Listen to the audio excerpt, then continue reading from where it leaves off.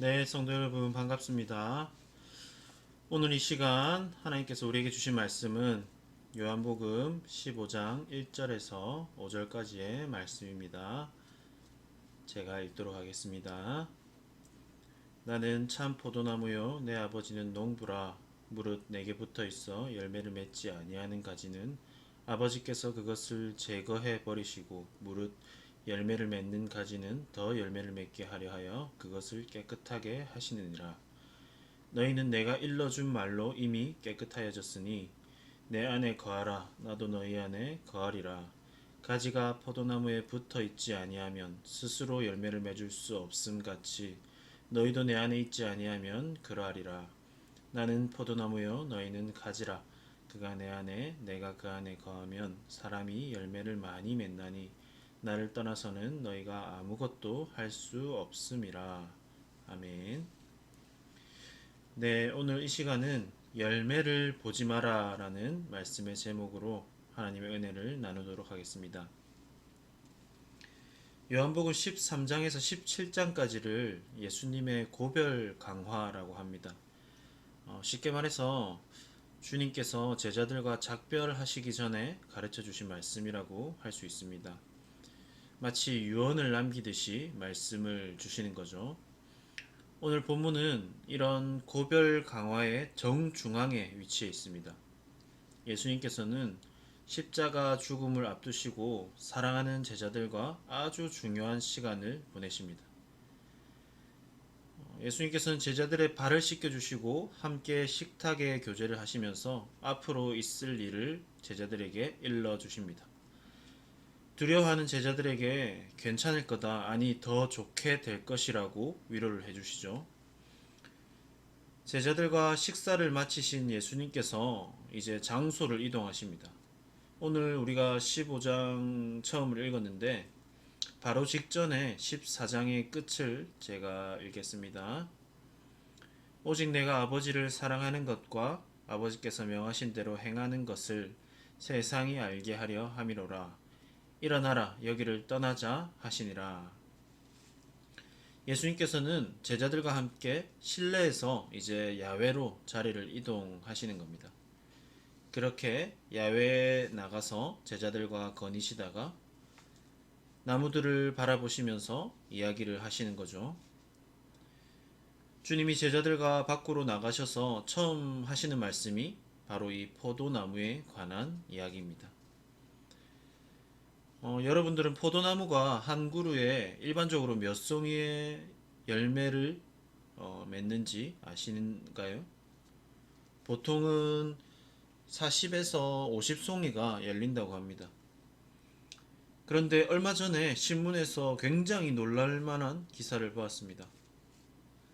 전라북도 고창의 한 농부가 포도나무 한 그루에 무려 4,500송이의 열매를 맺었다고 합니다. 450송이도 아니고 4,500송이를 한 나무에 맺었다는 말입니다. 이렇게나 많은 포도송이가 나무 한 그루에 달려 있는데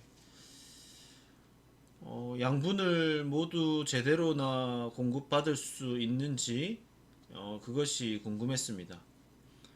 놀랍게도 이 포도나무는 그 열매가 많을 뿐만 아니라 당도도 굉장히 높고 알도 더 크다고 합니다. 실제로 가격도 2배나 더 비싸게 팔리고 있습니다. 사람은 누구나 좋은 열매를 맺기를 원합니다. 많은 열매를 맺기를 원합니다.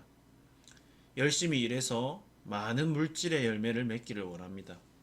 열심히 운동하고 식단 관리해서 건강의 열매를 맺기 원합니다. 또 우리는 육으로만 사는 것이 아니라 영으로 사는 사람들이기 때문에 영적인 열매를 맺기를 원합니다. 신앙생활 하면서 영적인 열매를 원하지 않는 사람은 없습니다.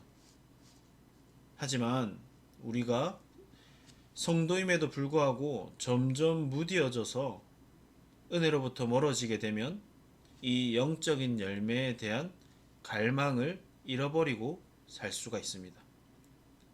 심한 경우에는 영적 열매에 대한 존재 자체를 완전히 잊어버리고 살 수도 있습니다. 영적인 열매를 맺는 일에 좀 더딘 것은 그나마 문제가 아닐 겁니다.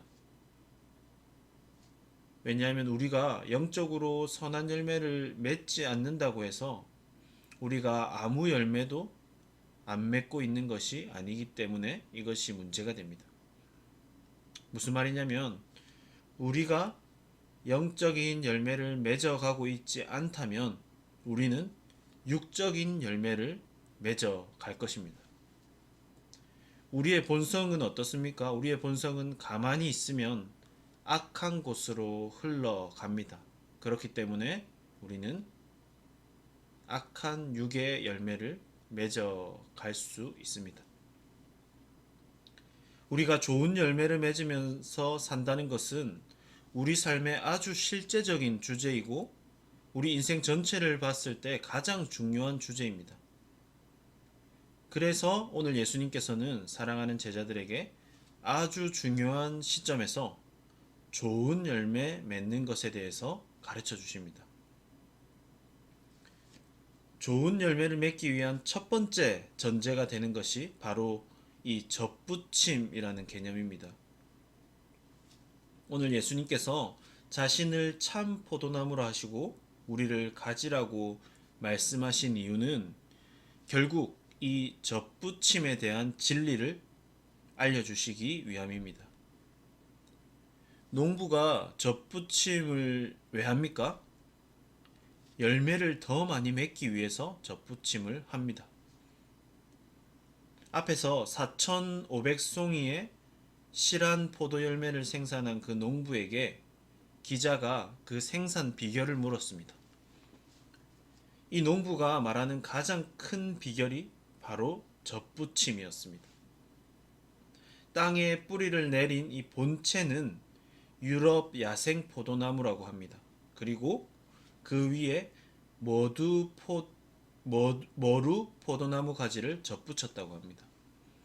본체가 아주 건강하고 튼튼하기 때문에 이렇게나 많은 생산이 가능하다고 농부가 말했습니다. 접붙임은 본체를 잘라서 그리고 갈라서 그 틈에 다른 가지를 끼웁니다. 그리고 꽁꽁 묶어서 그렇게 해서 하나의 나무가 되는 아주 신비로운 것입니다. 각기 완전 다른 존재의 연합이 이루어지는 것, 그것이 접붙임입니다. 이렇게 접붙임을 하게 되면 열매를 많이 맺지 못하던 가지도 새로운 본체로부터 아주 강력한 풍성한 양분을 받아서 좋은 열매를 생산하게 됩니다. 예수님을 믿는 우리는 예수님께 접붙임을 받은 자들입니다. 우리는 완전히 연약하고 힘없고 열매라고는 맺기가 불가능한 자들이었는데 본체인 예수님께 붙어서 열매를 맺게 된 것입니다. 그럼에도 불구하고 우리는 종종 열매를 맺지 못한다고 느낄 때가 많습니다. 참으로 다행인 것은 주님께서 열매 맺지 못하고 있는 우리 자신을 발견하도록 도와주신다는 것입니다. 우리로 하여금 열매 없음에 대한 그 공허함을 느끼게 하시고 내 영혼이 점점 말라가고 있음을 느끼도록 하십니다. 자신을 아무리 들여다봐도 선한 열매들이 없어 보입니다. 변화하지 않는 자신을 발견합니다. 이 발견하는 것이 주님의 크나큰 은혜입니다. 우리가 평생을 모르고 열매 없이 살아도 전혀 이상할 것이 없는 자들입니다. 하지만 주님의 은혜로 우리가 알게 되는 것이죠. 하나님과 전혀 관계없는 사람들은 이러한 문제조차 느낄 수 없습니다. 불신자들도 기본적인 양심으로 내가 착하게 살아야지, 봉사하면서 살아야지 이런 생각은 합니다. 하지만 접붙임을 받은 자가 느끼는 이 열매 없음에 대한 각성과는 그 성격이 분명하게 다릅니다. 우리가 삶의 열매가 나타나고 있지 않다는 것을 이렇게 자각하게 되면 그 다음에 우리가 해야 할 일은 무엇일까요? 나 자신을 보면서 나는 왜 사랑이 없지? 나는 왜 이기적이지? 나는 왜 자주 분노하고 음란하며 하나님보다 다른 것들을 더 많이 사랑하는 것인가? 그런 생각이 들 때 우리는 어떻게 해야 하는 것일까요? 하나님께서 열매 없는 우리 자신을 이렇게 보게 해주신다면 그때부터 우리가 해야 할 일은 열매를 보는 것이 아니라 그 열매를 맺게 해주시는 원천을 바라보는 것입니다. 열매에서 내 눈을 돌려서 양분을 쭉쭉 올려주시는 그 본체에 집중하는 것입니다. 아, 나는 왜 열매가 없지가 아니라 양분은 어디로부터 오는 것이지? 그것으로 돌아가는 것입니다. 애초에 우리 스스로 조금도 열매를 맺을 수 있는 존재가 아닙니다. 은혜로부터 멀어지게 되면 마치 우리 자신이 뿌리를 가진 독립적인 존재인 줄로 착각을 합니다. 우리는 돌아가야 합니다. 다시 양분을 주시는 분이 예수님이구나, 이것으로 돌아가면 됩니다. 우리의 생각이 여기까지 미쳤다면 그 다음 우리의 생각은 그러면 최근에 나는 그 양분을 제대로 받아왔는가, 이것으로 이어져야 합니다.